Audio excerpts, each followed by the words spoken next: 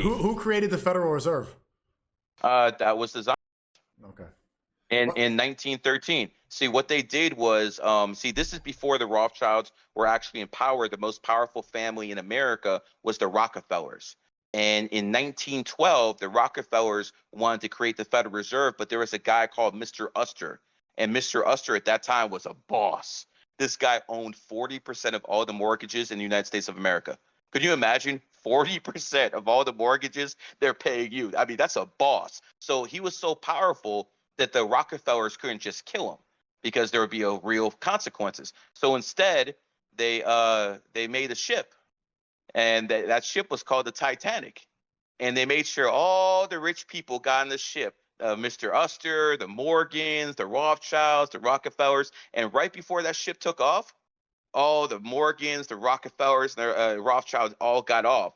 So that ship sunk. Mr. Uster dies. All of a sudden, all the political hacks that he's bribing run out of money. They go to the other side. Right after that, they start creating the Federal Reserve in 1913 on Jekyll Island. Notice the 1913 again.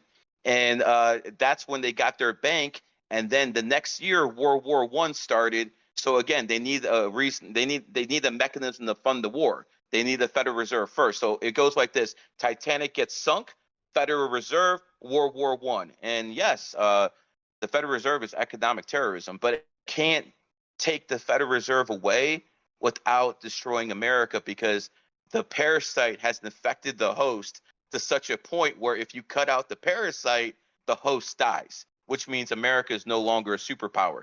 And the reason I know about the Federal Reserve was because Louis Farrakhan was talking about this stuff in the 90s.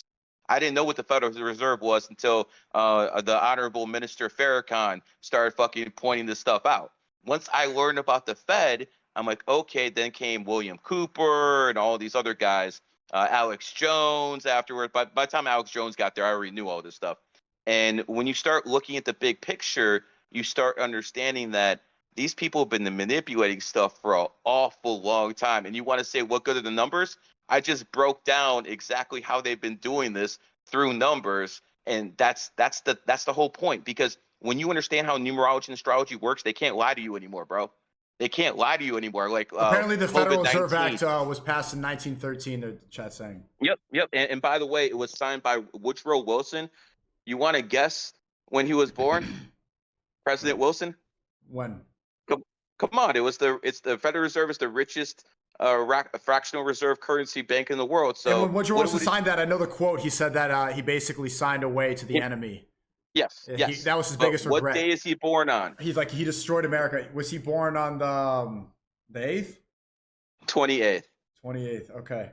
You started seeing it? So the bankers made sure that the president who signed the bill into law was born on the 28th. And I mean, they've been successful.